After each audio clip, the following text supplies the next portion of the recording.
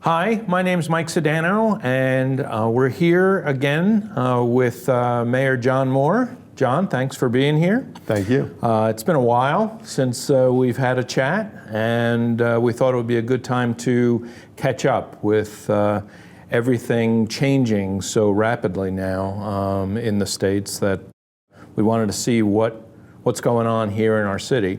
So we figured let's start off as we always do. How are our numbers?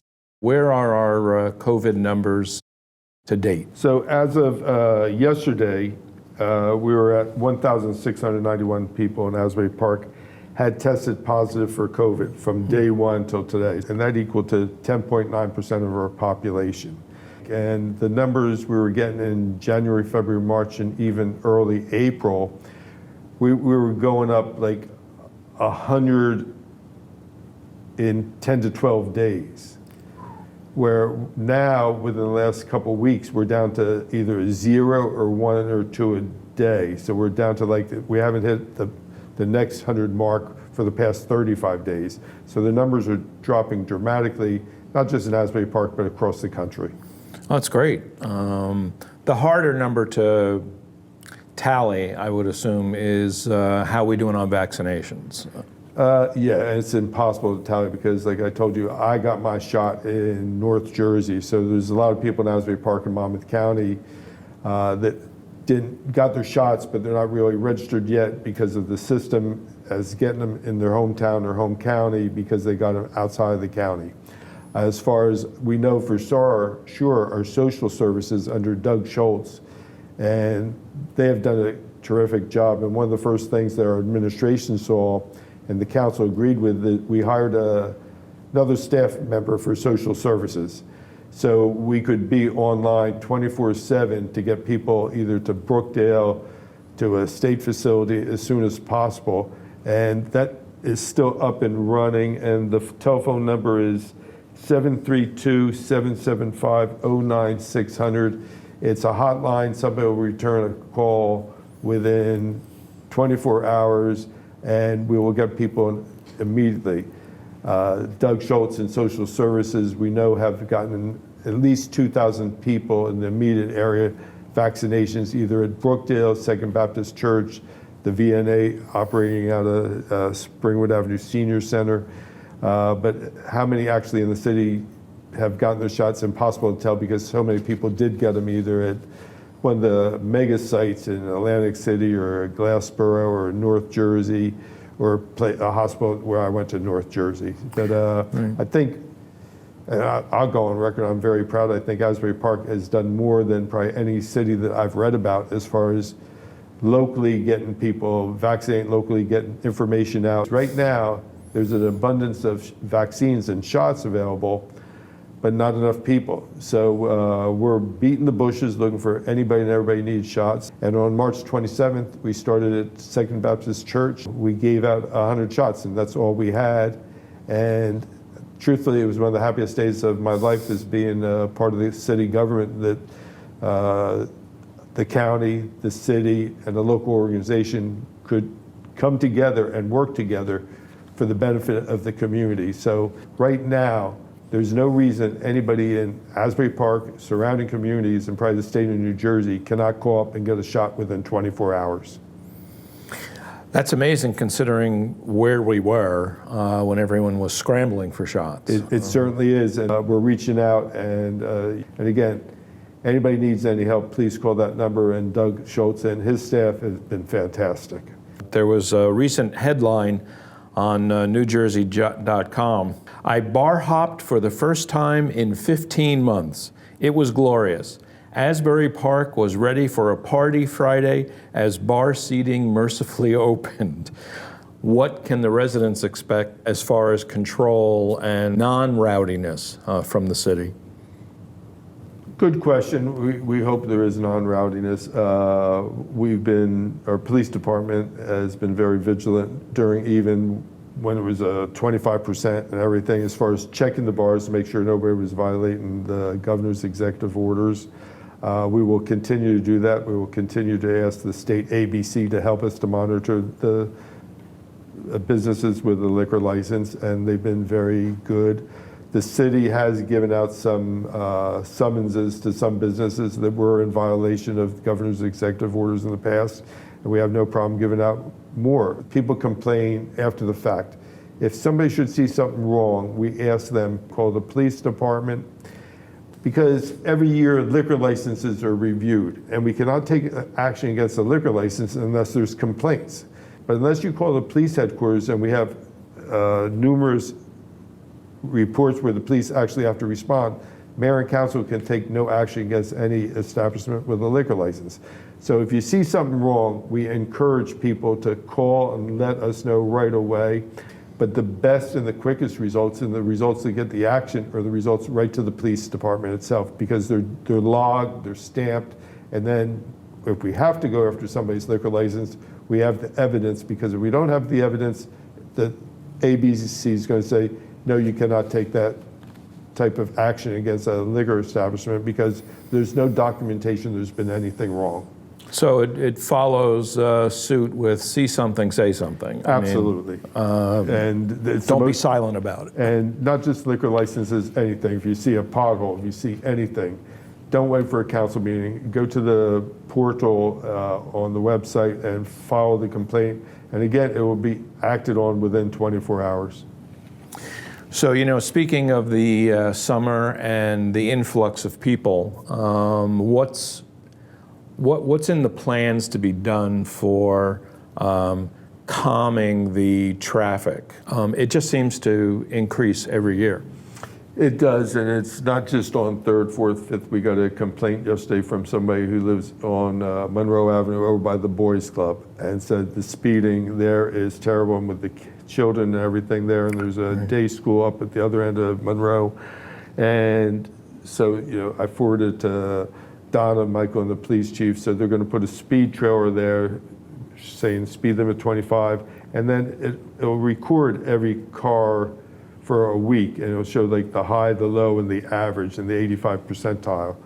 And as far as the signs you're talking about, no crosswalks and stop signs, Michael Manzella through Transportation and James Banana, they're putting out those as quick as we can buy them in every intersection to try to stop the speeding. Speeding is a problem on every street in Asbury Park, and Safe Route to Schools grant that we got several years ago is finally coming to, it's going to be implemented very soon. There'll be public meetings about it, and we're looking to get some work done in 2021 and some in 2022, and that's through Mike Manzella, where there'll be roundabouts put on 3rd and 4th, which will slow down. And trucks right now are banned on 3rd Avenue. There's signs up on 4th, but the ordinance has never been passed. We've been saying we'll pass the ordinance so we can do 4th also, because the trucks should be using either Sunset or Asbury, because they're streets built for heavier tonnage and weight. Where do we stand with the parking garage? The parking garage was put on hold because last year nobody knew what anybody was doing with COVID, and plus we just didn't know if we'd have the money or not. I think this year, because I think we're going to get bombarded with people, we're going to see, put it back on the planning board, just, it's going to be needed. So I've been in touch with Congressman Pallone's office, Senator Menendez's office, and Senator Booker's office on a weekly basis, telling them what we have planned, what we need, and if this infrastructure project money is going to be like shovel-ready projects, let us know, because we're this close, we can make the parking garage a shovel-ready project. I've been calling everybody and bothering everybody with all this money floating around. I want to make sure Asbury Park gets some of it. It's good to know we have an advocate out there. But it's a time to advocate, because as long as we keep our senators and congresspeople in the loop of here's what Asbury needs, nobody can say we didn't try. And all three, we have a great congressman, 2 great senators. All 3 have been very receptive, and either they or their chief of staffs get back to me. With the state exemption in buildings under 30 years old and residences with under 5 units, it seems like a lot of renters could still be left out. Does the council have any plans for adapting or expanding the ordinance at all? Yes, and one of the main things we said from day one where we thought ours was a better ordinance than the one by the petitioners was we can change ours at any time. We're changing it tonight. Tonight's the council meeting. We originally said there'd be 7 members, and then we've been thinking about, after getting application and everything, maybe we should have alternates. So tonight we're going to introduce an ordinance to amend the original ordinance to add alternates to it, so that helps. As far as like any unit under 30 years, that goes back to the 1987 state law. So that's a state law. We can't do anything about that. As far as the number 5, we looked at other towns. Some towns had 1 and up, some towns had 4, some had 6, some had this.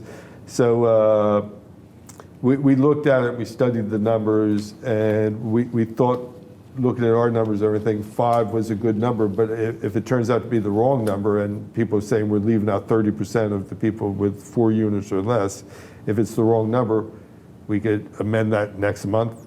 Is there any prediction, any outlook for when council meetings will come back on live as opposed to Zoom? As soon as possible. We're all itching to go back live, and not just council meetings, planning, zoning, right, committee meetings, because once we go back live for council, it's got to be, well, it's just not us, it's got to be everybody else also. Are there any plans for 4th of July fireworks? None that I'm aware of, and 4th of July fireworks have been done by iStar in the past. iStar hasn't approached us, and my personal opinion, just my personal opinion, I would be against it this year. As much as we're going to have a busy summer on the beachfront, during the day we can control people on the beach and everything, it's a lot easier. 4th of July fireworks are at night, and everybody knows we get 30 to 40,000 people in Asbury Park. I don't see how we could honestly tell the governor we're not violating your executive orders of 6 feet distance and everybody social distancing. So my vote would be no for this year. So we're getting scooters back. Bicycles are a big deal. What does our disabled population have to look for as far as transportation around the city? Well, we're looking at anything and everything to help. And one of the things we do have now is the senior center bus will take elderly and disabled to stores and shopping whatsoever. And we've also done, with the Reed Foundation, more of the mats on the beach and buying more of the special chairs with the big wheels, and even the ones where people with disability can go into the ocean. So the beachfront number is 732-502-8863. Joe Bongiovanni, who's the head of the lifeguards and everything, his number is 732-379-8250. And Garrett Giverson, who is the beach director, his number is 732-709-6927. So anybody can call those numbers if they're coming down with somebody who's handicapped and needs one of these beach chairs to either just go on the beach itself or to actually go into the water. We will make arrangements if they call beforehand. And if they come down, we'll still try our best to do it, but it may just take a while to get them from A to B. So if somebody calls these 3 numbers and say, we're coming down, we have somebody who's disabled, needs one of these chairs and the ramps, we will facilitate them. Years ago, there were jitneys that would take people around in a loop. Is there any plan for something like that coming back? Again, we're looking at many things, but the only plans we've seen for something like that is like people want to charge us an arm and a leg to do it. And with the city who just recently got off transitional aid, we're not flush with cash where we can just take that money and without raising taxes. I read that the bandshell is opening. Bandshell's opening tonight. Tonight. Is there anything else the city is doing to celebrate its 100th and 50th anniversary? There's 3 different times Asbury started. When Bradley bought the land was When it was incorporated as a borough was 1874. But when it was incorporated as a city is 1897. That's what you see on all the city logos, and that's what you see on all the city stationery thing. Because incorporated as a city is 1897. I kind of recognize 1897. 3 different dates, so we can do it 3 different times. We can do 3 celebrations. Anything else you'd like to announce, mention, tell us about? I think we're going to have a banner summer, so I'm just asking everybody to bear with us. Parking's going to be terrible. Especially with Cookman closed. Right. And the beaches will be packed, and so a lot of people bought season badges, so they'll be parking back across Main Street like they did 2 years ago. We gave Beatrice and Clark $100,000 through COVID money to help people pay their rents, Asbury Park residents only. We're giving $75,000 for people, Asbury Park residents only, that need food. $55,000 of it is going to fulfill so they can do pantries, and $20,000 of it is going to Interfaith Neighbors to deliver meals to Asbury Park residents. We've spent a ton of money on masks and sanitizer. We're still giving out masks every day at City Hall. Anybody needs a mask or any hand sanitizer can come down to City Hall and get it. We don't ask for IDs. We don't ask, did you get one before? We bought enough where we could give it out several times. The one thing that concerns me, and I'm always like, go back to my DPW mode, you don't plan for the summer in June, and you don't plan for the winter in like November, you plan ahead. The one thing, like, we know I know it's on the radar, and we know it's on the radar, is like when the governor lists all his executive orders, that means all the foreclosures, all the evictions are going to come through, and that I think is going to be a nightmare and a tsunami in itself, which is not going to be a good tsunami. But I mean, there's been so many filed that can't be acted on already, but they're sitting there in the courts waiting for the courts to open. So that's something the city's aware of. It's something that's obviously going to affect Asbury Park, and like we don't know how bad it's going to be, but it's something like we're planning on. How do we deal with this? Let's not wait to the last second and when it happens. So we're looking into it, and there is no answer at this point in time, and there's no answer for any town because we don't know how bad it's going to be. But it is on our radar. Like once the COVID pandemic has been lifted by the governor, everything goes back to normal. And back to normal isn't normal. It's all these evictions and foreclosures in front of us. So it's something that we're going to have to deal with, and something that we're looking into already. And again, it's like, again, I give all the credit in the world to the entire council and to our administration that we're being proactive, and we're looking at problems that we know are going to hit us in the future, and we don't want to be caught with our pants down. We want to be a little bit ahead of the game. John, thank you very much. Thanks again. I thank you. I thank you all, and let's do this again. Yeah, absolutely. Okay, thank you very much.